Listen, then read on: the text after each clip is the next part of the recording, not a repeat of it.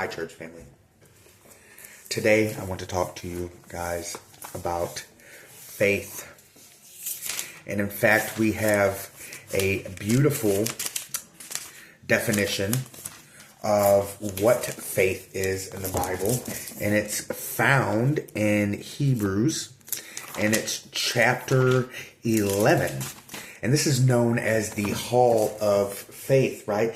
These are, in this chapter, are many different descriptions of people with great faith in the Bible. And in verse 1, we have the definition of faith in the words of Paul, and it says, faith is the reality of things hoped for, the evidence of things unseen. Now, for us as the Church of Jesus Christ, we have the reality of our hope in Christ. We know that as we live in Christ and as we give our faith to Christ, we have the hope for a life lived in God's favor and blessing. We have a hope for heaven forever with Jesus, right? And in the second part of the Hebrews 11 verse 1, it says the evidence of things unseen, and we see the evidence of these things in the lives of faithful believers, having just this air of peace, joy, all these fruits of the Spirit, which is love, joy, peace, patience, kindness, goodness, faithfulness, gentleness, and self-control. We see all these things in the lives of those believers as promised. We also see the evidence of this as in the Church of Jesus Christ. Our quote unquote religion, right, has lasted 2,000 years. And we even see evidence of this as we see Messianic Jews that are coming from converting over to Christianity, believing upon Jesus as being the Messiah, which is just a beautiful example of that. And we also know that we have a hope for life after death. And in fact, I have a pastor that preached on it today. His name is Pastor Jesse Quiroz, and he pastors Journey Church. He's a wonderful man of God. And he had made a statement that says death is a reality, but it is not our finality. And this is another thing we can have great faith in. And there's evidence in this, as in there's so many Christians, right, upon their time to go, and also examples in the Bible, right, that they died in peace, no fear behind that. And that's because God's promises are tried and true. And in fact, we have the promise in Romans 8:28 that God works all things together for the good of those who love him. So we just know, and especially for us believers, we see the evidence of this just in our lives, things that are undeniably God. And we'll talk about that as well, because I believe that goes along in our faith. Let's go ahead and dive right in. And the first person we are going to talk about is Abraham. He is known as the father of faith. And one of the first examples, I think, that just displayed a great divine faith that Abraham had is Genesis 12. Abraham is instructed by God to leave Ur of the Chaldeans, which is the land of his fathers, right? And he's instructed to go to a land that he does not know. Now, the beautiful part of this act of faith is Abraham listens, and he takes his household, which doesn't just consist of him and his wife, but it consists of him, his wife, and his servants, which is men and women and children, because his servants would have had children. And this is a great amount of people, right? Or at least a fairly large amount of people that Abraham is over, right? And he takes his whole household and he leaves before God even gives him the destination. And I think this comes to my first point, is that obedience doesn't require for us to know the end result or the step-by-step process. Obedience and having faith by our obedience, or an act of faith by our obedience, is just obeying God's word right when he gives it to us. So, for example, when he tells Abraham, leave Ur of the Chaldeans, Abraham wasn't like, well, where am I going? No, he gets up and he leaves, having faith that God would make the next step clear to him as God saw fit, right? And so my question, just ask yourself, if God were to tell you, hey, leave Missouri, that's where I live, right now, would you start packing and believing in God? Even if he wasn't like, leave Missouri and go to Illinois. No, he was just like, leave Missouri, and then he was just quiet. Would you start packing and believing that God's going to reveal that next step? Just some food for thought. So obedience and an act of faith and obedience right now doesn't require us to know each step. It just requires us to obey in this step, the step God has told us right now. Now, another great example through the father of faith is in Genesis chapter 17, Abraham is promised his son Isaac, right? He's promised he's going to be given a son. Now, this promise isn't actualized until 25 years later. Now, in this point, give me 2 seconds.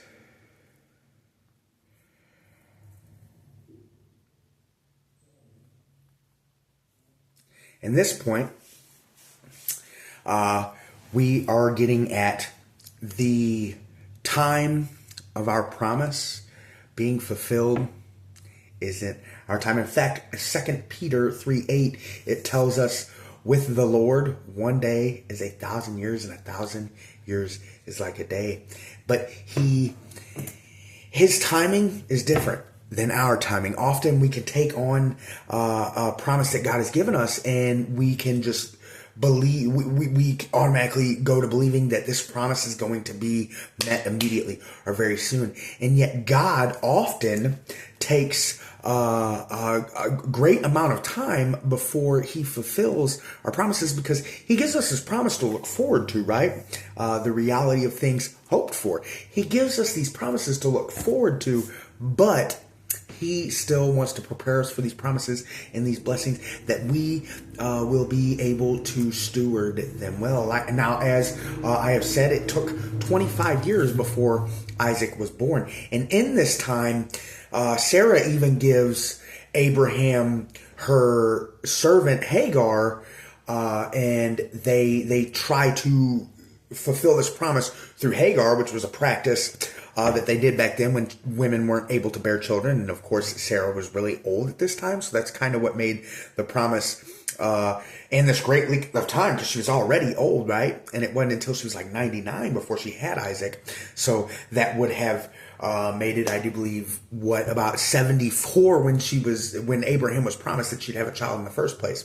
So 25 years passed. They get a little impatient, but they still had faith, right? Age didn't really stop them from believing that. And even when they began to waver in this faith, they tried to rush it, and God made all things work out for the good of those who love him. That is, once again, Romans 8:28, right? And of course, through this rushing, we get Ishmael and Isaac. Now, Abraham's name was Abram, which was father, right? And then we see God change his name to Abraham, which is another promise, because it says father of many, right? And God had promised him that he would make him a father of many nations, and all nations would be blessed through him. We see this promise through Jesus. But I love how, Abraham kept the faith in this. Even though he tried to rush it a little bit, he still had faith God would fulfill his promise and give him a son, right?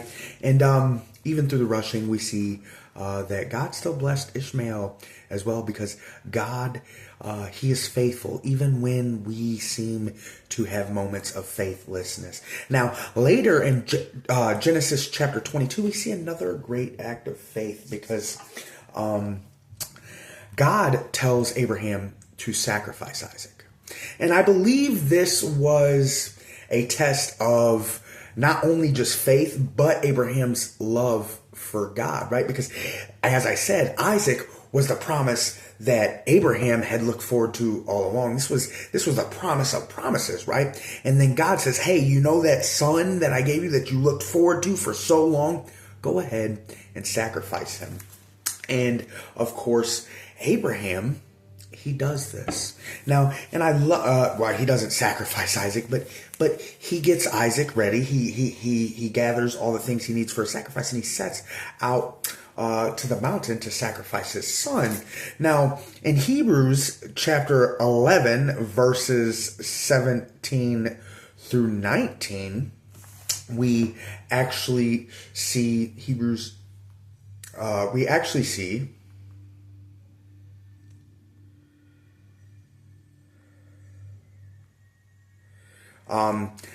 the story of Abraham in this particular story, in Paul's words, described in it. And this is Hebrews chapter 11, 17 through 19. It says, by faith, Abraham, when God tested him, offered Isaac as a sacrifice. Who had embraced the promise was about to sacrifice. He who had embraced the promises was about to sacrifice his one and only son, even though God had said to him, it is through Isaac that your offspring will be reckoned.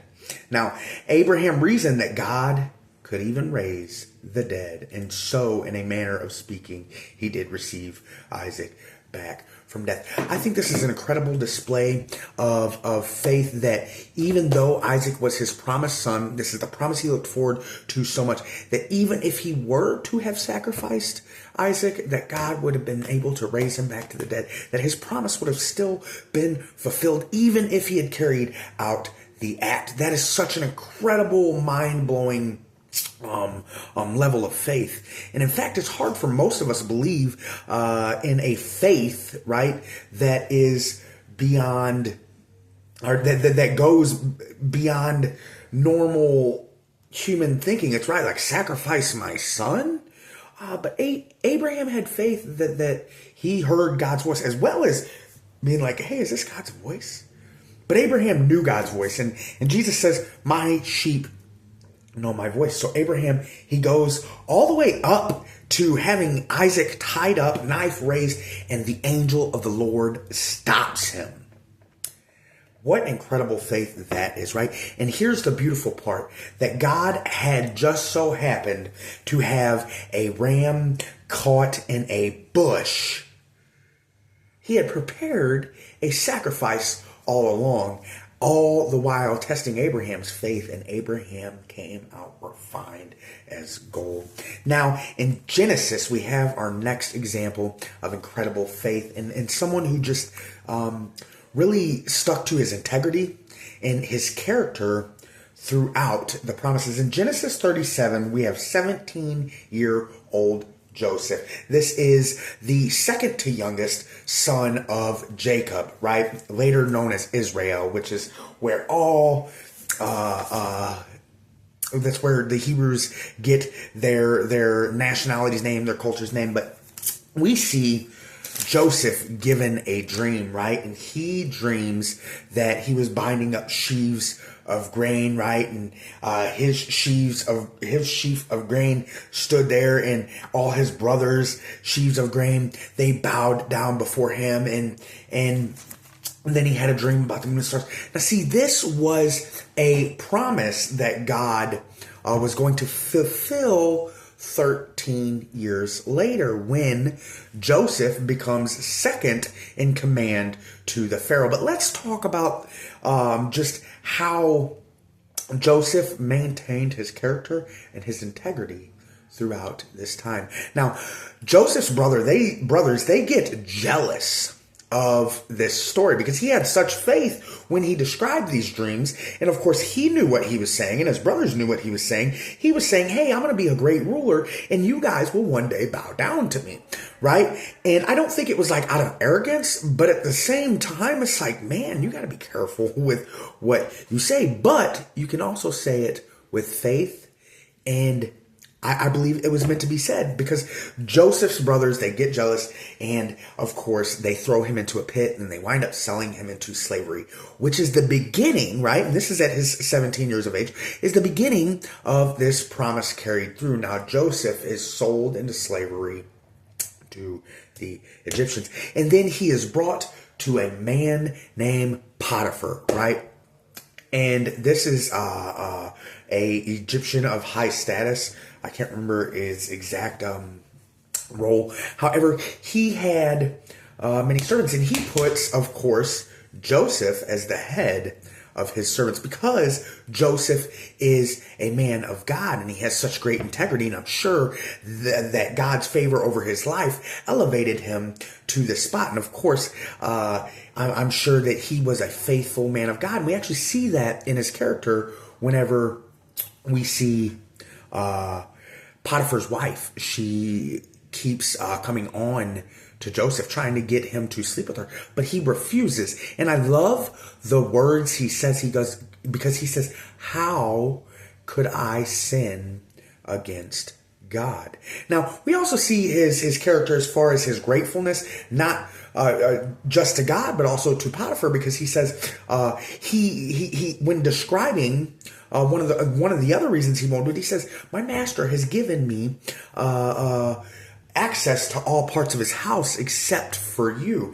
But then she keeps on insisting, says, "How could I sin against God?" Yet she keeps on trying, and there's an incident where she rips off Joseph's cloak. He runs away. She lies to Potiphar, and of course Potiphar, I believe, just having respect for his wife, really, puts Joseph in jail over an accused rape. Now, the reason I believe that Potiphar just really did it out of respect for his wife, but also believing in Joseph's character, is because in these times, usually a servant would be put to death over these things. But no, he is actually put into Pharaoh's dungeon, or Pharaoh's jail. And we're going to talk about that a little later. But I love just Joseph maintaining integrity, and also staying faithful to God, even in undesirable circumstances, waiting for his promise. And in fact, being head of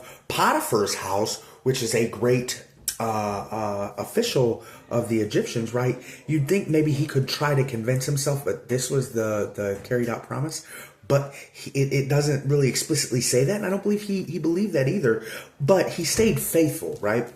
Then he's thrown into jail, and we see him waiting in jail for a long period of time. I do believe it says 3 or maybe even more years pass, even up to 2 of Pharaoh's servants, being the cupbearer and the baker.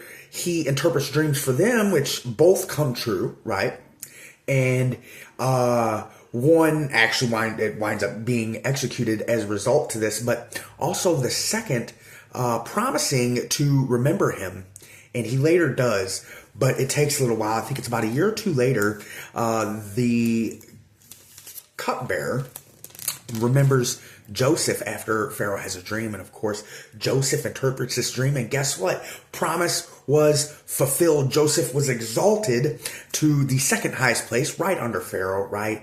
And he later meets his brothers as there's a great famine in the land, and Joseph is head over, and that's the interpretation of the dream, that there's going to be a great famine, and Pharaoh believes the interpretation, and he puts Joseph as head over the preparation for this famine, and of course Joseph does well, and he's exalted to the second highest place, and his brothers even come from Canaan to buy grain, and this is where he's reunited with his family, of course, and it's just a beautiful story of him maintaining character and integrity. So the second point is to maintain our character and integrity. Don't get impatient, and don't believe that you can get complacent, right? So Abraham waited a great long time for his promise to be fulfilled, and he was patient through it, right? And Joseph also waited for a great long time, and he did not let himself become complacent. So it's maintain your belief and your faith even when it's a long length of time, and also maintain your integrity and your faithfulness, believing God is going to carry out what he said, and we don't need to slack. We continue to work hard towards the promise that God has given. Now, the next story we are going to talk about is Judges, and it's Judges 6. There's a story of a man named Gideon. He's a prophet, right? And God calls him to deliver the Israelites from the Midians, right? And I love this because when God gives us a promise, we can hold on to that too, right? But he assures us of these promises, because often when the Holy Spirit tells us something or God promises us something, he don't just say, this is what's going to happen, and then leaves us be, and then we're just anxious and like, is this really God? In fact, Gideon wanted to make sure, and I believe this is okay to do. Don't test God, but you can say, hey, God, is this you talking? Please give me assurance. And Gideon did this with the fleece, right? He put the fleece out, and he said, if there's dew on it in the morning, I believe it's you, God. So he leaves it out. And of course, there's dew on the fleece and nothing around it. But then he wants to reassure himself. And this is the beautiful thing I see in this is God reassures us because he knows that doubt is a real thing. Of course, doubt can be a faith killer, but God will reassure us. And I love it because when we are weak, he is strong. And of course, Gideon asked for another test, and this time he asked for the fleece to be dry and dew to be around it. And of course, God comes through. So this is just reminding us that God assures us and often reassures us of the promises he has made. Now, and of course, in Judges 7, we see another great act of faith in Gideon when God tells Gideon to have a vast army, which is the army he believes that he was going to overtake these Midianites with, to drink from a river. And of course, he has them all do it. Some are supposed to get some water in their hands and drink out of it, and then others were supposed to lap it up like a dog, like get up. And of course, thousands drink with their hands, and 300 lap it up like a dog. And I love this because God says, send the thousands away. I'm going to use the 300. And that would have blown my mind. I'd be like, you sure you don't want to use the thousands because these guys just licked it up like a dog? But no, Gideon believes, he sends those away, and God uses these people. So here's another great example. And these two examples is with Gideon. In our faith, God will reassure us, which is faith building for us. And it also keeps us diligent and focused in the things that we have to do as he calls us to do them. Now, with the test at the river, we often see that God will use circumstances that don't look to be very desirable.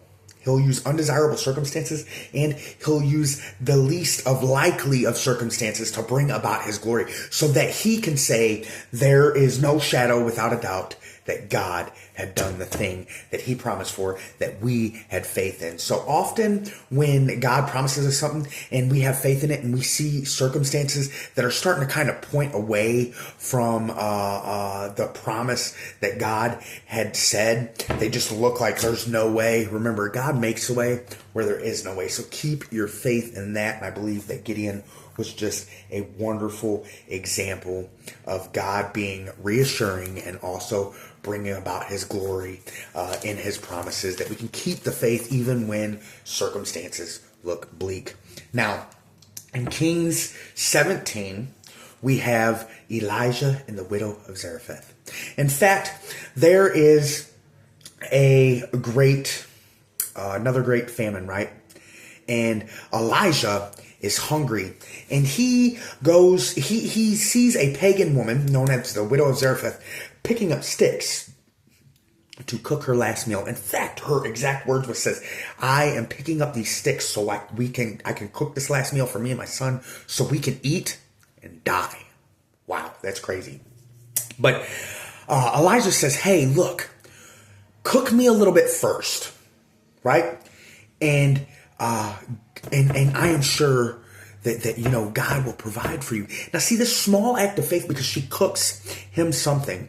She cooks him a little cake, and Elijah eats. And this small act of faith brought about her having food miraculously coming up day by day in the jar that she had, oil and flour, to be able to continue to eat through this prolonged famine. Now, I love this because this is an act of faith, trusting God. Another time where situations look bleak and where we look at our circumstances and all we see is death. But God brings life to these circumstances. When God says, hey, give what you have, and you have faith and you give of that, not knowing where your next will come from, we can have faith that God will provide. His name is Jehovah Jireh, the Lord our provider, and he will provide what we lack when we are willing to give him all we have. And I think this is just a beautiful depiction of giving what resources we have, even if it's down to our last, trusting that God's going to provide. And we see that in the widow of Zarephath as her family and Elijah is fed throughout this extended period of famine where many other people are not. Many other people are dying, but they are well fed. Why? Because this widow trusted that God would provide, as long as she did what God said. Now, our last example, as we're running out of time, and my phone's dying, Peter walks on water. I think this is a beautiful depiction of faith, and in fact, it's found in Matthew, Mark, Luke, and John. So we have, Jesus had just preached a sermon. He stays up on the mountain. He tells these guys to cross the Sea of Galilee, and they all get into a boat, and they start going, and there's this great big storm, right? And they see a man walking across the water, and this is Jesus, right? And he says, do not be afraid, it is I. Now, I love this because Peter has the faith to believe, as everyone else is like, oh, look, maybe it's a ghost, this, that, or the other. He says it is I, and Jesus believes, Peter believes it's Jesus. But what I love is he asks for assurance too. He says, if it is you, call me out to the way, or, call me out of the boat. And sure enough, he had the faith that if it was Jesus, he'd be able to step out of the boat. And what does Peter do? He steps out the boat, and it feels as if he's walking on solid ground. And of course, he steps out the boat. And then what happens? He looks at the storm going on around him, and he begins to sink. But I love the next act of faith because he knew it was Jesus. Obviously, he stepped out. He was able to walk on it. But his faith wavered. He starts to sink, but he knew who to cry out to, right? He cried out to Jesus, right? But here's where we're going to get at. Have faith in the middle of the storm, to have the obedience to do what God tells you to do, knowing it will result in his glory. It'll also result in great miracles and great growth for us, because in this, right, we see Peter makes a mistake. He takes his eyes off of Jesus, right, and he looks at the storm around him. And of course, this is catastrophic as he begins to sink. But if we have the faith that even when we waver in our faith, when we cry out to Jesus, he will strengthen us and give us even more faith. And of course, Jesus saves Peter out of the waves, right, as he does, because Jesus saves, right? And what does God say? Oh, ye of little faith. Well, I think he had pretty great faith, but what Jesus is getting at is have faith in me. If he would have kept his eyes focused on Jesus, focused on the promise, focused on obedience unto God, knowing that he holds us in his hands and our faith is well placed in him. If Peter would have done this, he probably wouldn't have sank. But of course, we are human. But I love all these examples of faith. We have the first one, which is Abraham, whom didn't need the end result to know, to be obedient each step along the way, knowing God would reveal to him the next step with each act of obedience. So obey God, be patient, and be obedient step by step. Second, we have Joseph, which is maintain character and integrity as we wait for our promises, and also knowing that what God says will be brought to completion. We can trust him in his promises, even when our situations and circumstances in the wait don't seem real favorable or kind of just look to prove otherwise, but we know that this is for his glory. Then we have Gideon, which is just having faith that God will reassure us of his promises and knowing that his plan will be brought to fruition. And then, of course, we have the widow, believing God will provide. We just need to trust him. Give freely as he has given us, but also know that God will provide, right? And always be obedient. When God says, give of what we have, knowing that it is all his anyways, and we're to be good stewards. And part of that is just listening to him when he tells us to be generous. So be sure to be generous with what you have, knowing God will provide. And then last, Peter. Of course, we can have faith that we must focus on God and he will carry out all he said he was going to do. And he has us in the middle of the storms, and he can also help us when our faith wavers in the storms to strengthen our faith and keep us focused on him. I hope these examples of faith kind of encouraged you and gave you just good examples to live by, right? Knowing we can trust God through it all. And I suggest you guys read Hebrews 11. It's a great Hall of Faith story. And then, of course, check out Genesis 12 through, just Genesis 12 and on, talking about Abraham. And then Genesis 37 and on, talking about Joseph. Judges 6, talking about Gideon. And First Kings 17, I do believe it is, talking about Elijah and the widow. And then, or is that Second Kings? That might be Second Kings. First or Second Kings 17, talking about the widow of Zarephath. And then, of course, we have the story of Peter walking on water, which is also found in all the Gospels. You can look that up. I really hope this encourages you guys, and just remember to keep your faith, keep your integrity, and keep your heart strong, knowing God will complete his promises and God will provide all you need throughout all of it. God bless you, and remember, Jesus loves you, church family, and so do I.